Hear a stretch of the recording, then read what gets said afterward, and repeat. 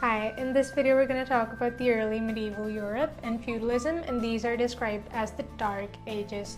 So the Middle Ages lasted from 500 to 1500 century, and this was the time period between the fall of the Western Roman Empire and the rise of Renaissance. And the Renaissance is described as the time period when ancient Greek and Roman ideas came back. So the reason why literature, art, and architecture from Renaissance are so similar to the Roman literature, art, and architecture is because they are inspired by them. So that's why the people during Renaissance call the Middle Ages the Dark Ages, because in this period Europe lost the wisdom and the knowledge that people had gained in the classical period. That was the time period of Greek and Roman civilizations. So once it came back during the Renaissance, that's when the Middle Ages ended. The Middle Ages, by the way, are divided into three parts: the early Middle Ages, the high Middle Ages, and then the late Middle Ages. And the Middle Ages were very different from the classical period, and this can be seen when we talk about defining factors of the Middle or Medieval Ages. And during this time period, Europe experienced a lack of bureaucracy. Feudalism came into being, many new kingdoms were formed, the spreading and strengthening of Christianity in the Roman Catholic Church, but this was kind of also from the classical period because Rome had converted to Christianity before the Roman Empire fell, or the Eastern Roman Empire continued, but the Western Roman Empire fell. So social classes were also a bit different. There were social classes were existent in both time periods, but they were different. The political system was very different. In the Middle Ages, there was feudalism, which we'll talk a bit more about later. And during the classical period, in Roman and Greek civilization, there was this idea of democracy, not in all polis, not in all areas of Greece, but there was this idea that the citizens should be able to decide some of the laws that they are under. There was no social mobility during the Middle Ages. The start of capitalism is a defining factor of the Middle Ages, the High Middle Ages to be more precise. Another thing that happened during the Middle Ages was the Black Death, and the Black Death is a characteristic of the late Middle Ages. While most people lived in cities under Greek and Roman civilizations, during the Medieval Ages most people lived in the countryside and earned a living through agriculture. So now in this video we're going to focus on the early Middle Ages. The early Middle Ages started with the fall of the Western Roman Empire in 476. This happened when West Germanic tribes conquered Rome, but we won't get a lot into that. The early Middle Ages ended around the year 1000. Even though the Western Roman Empire had fallen, the Eastern Roman Empire was still in good shape, and it was known as the Byzantine Empire afterwards. The Byzantine Empire was one of the three great kingdoms during the early Middle Ages. The Byzantine Empire was governed by an emperor, and since the Eastern Roman Empire was Christian, they also had a Christian patriarch in addition to this, who was formerly the authority on religious matters. The Christian patriarch was formerly the authority on religious matters. He didn't really had the real power. It was the monarch who had the real power, the emperor. The Byzantine Empire, unlike the Western Roman Empire, was economically stable and had a civil bureaucracy, a strong army, and the capital was strategically located. And for these reasons, not only did it manage to survive until 1453, but also prospered and had a golden age under Emperor Justinian I. The other two kingdoms were the Frankish Empire and the Arab Empire, Muslim Arabic Empire. And after the fall of the Western Roman Empire, the Merovingian dynasty managed to establish the Frankish kingdom, which would later encompass much of Central Europe, a bit of Southern Europe, plus France, Belgium, the Netherlands, and Monaco from Western Europe.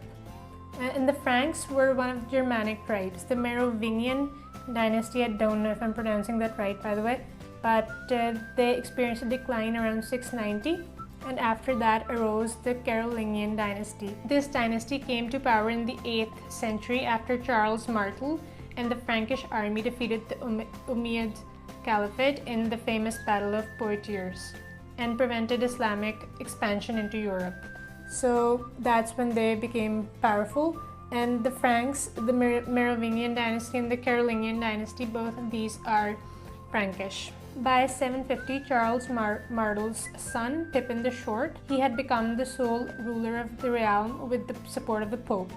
So the Pope was the patriarch in the West, and he was the authority on religious matters in the West, in what was previously the Western Roman Empire, but now this is the Frankish kingdom, or the Frankish Empire. I have mentioned before that there was a patriarch in Eastern Roman Empire, and this had to do with the fact that the church was the most powerful organization at that time.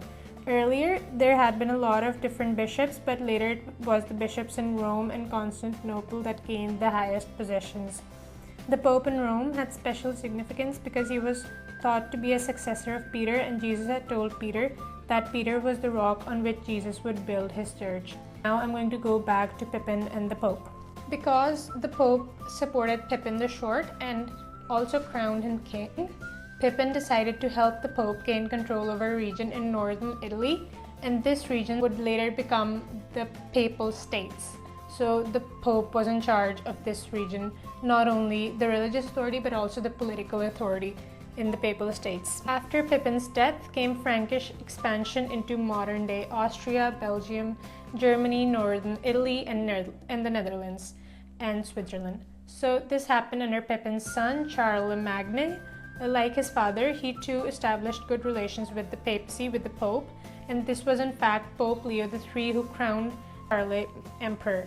Charlemagne's great empire didn't last very long. It was a Frankish custom to divide the kingdom between all the king's son, and the empire therefore was divided into three parts between Charlemagne's grandsons. The Western Kingdom, Francia Occidentalis, sorry I can't pronounce these names properly, but the Western Kingdom, Francia Occidentalis, would later become France. The Eastern Kingdom, Francia Orientalis, was the foundation of Germany, and the kingdom in the middle, Francia Media, was later dissolved by the two others.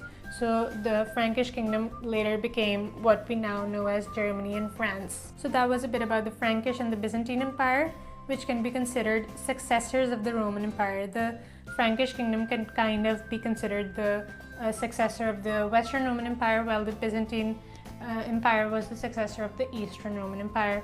So Europe had obviously inherited a lot of ideas and culture from the Roman Empire, including Christianity, even though Christianity wasn't really culturally Roman. But after the Western Roman Empire's fall, regions that were previously under the Roman Empire continued to practice Christianity. So that was a little bit about the early Middle Ages, but something that is very characteristic of the Middle Ages is feudalism. And before we move on to the High Middle Ages, the High Medieval period, I want you to know a bit about feudalism. So feudalism is often one of the first things that comes to mind when you're talking about the Middle Ages. And it was a governing system that developed in Europe because of the absence of bureaucracy. And if you know a little bit about the Roman Empire, you know that bureaucracy was a great part of their culture. So feudalism is very different politically from the Roman Empire as well. What would happen in the system was that the king would make a pact with a vassal who would pledge his loyalty to the king, and he would turn up to fight when the king needed it. These were knights. Sometimes in feudal Europe, often the king had knights instead of a national professional army, and later when feudalism weakened and knights became less important, then the king had like professional soldiers that were only loyal to the king, and that's why the king gained more influence and the state strengthened. But that's after the Middle Ages ended. So not only would these vassals turn up when the king needed them to fight, but they would also give counsel to the king, and in return the king would give the vassal protection and a very huge territory which the vassal would govern. The vassal would then become a feudal lord. Later on, these lords would become the nobility, with territories and titles that the firstborn son could inherit from his father. So examples of titles can be a duke, an earl, or a count, and the nobility and the clergymen were the upper class in the society, second only to the king. They were also much more privileged than the serfs or the peasants, who made up the lower class. Another point here is the fact that people could not change their classes or their jobs. You did what your forefathers had been doing except for the priests. Since the priests were celibate, they didn't have kids, and that's why the nobility or the nobles would have to decide if they wanted to become priests. Another thing about the feudal lords was that they could further parcel out some of their territory to lesser lords, who would then become lesser vassals, but they were still vassals. This decentralization weakened the king's power and favored the nobility, as the king was dependent on vassals for governing the state and sending their knights to fight for their king. Also, when the feudal lord would later on parcel out his land to vassals of his own, these vassals would only pledge their loyalty to the feudal lord who had given them those territories to govern. So they weren't really loyal to the king. The king's power would strengthen later on when the king got his own professional national army. On the bottom of this hierarchical ladder, which you've noticed that there's like a social class in this feudal and in this medieval period. And these social classes were divided into three main groups: the nobility, the priests, and then the serfs, the peasants. So the serfs made up the lower class of this system, and the serfs were farmers who would produce all the food. They were under a lord who would allow them to cultivate his land for growing their food. In return, the serf would pay a lot of tax to him. And in addition, they would also cultivate the lord's land. Not only would they cultivate land for their use, for their food, but they would also have to cultivate the lord's land and grow his crops in return for the lord's protection. Some serfs also worked on church-owned land, and everyone had to pay 10% of their income to the church in tax. So the church, by the way, was the biggest landowner in Europe because they were the biggest organization in the world. They were designated land in a lot of different regions in Europe. So the Pope was the leader of the church and had a lot of political power and influence. He had made archbishops and bishops under him that were spread around Europe. So you can notice that the church was in a very strong position during the medieval period, but this influence weakened a little bit when the Reformation happened because of Martin Luther, when people became a bit critical of the Catholic Church and they converted to other forms of Christianity.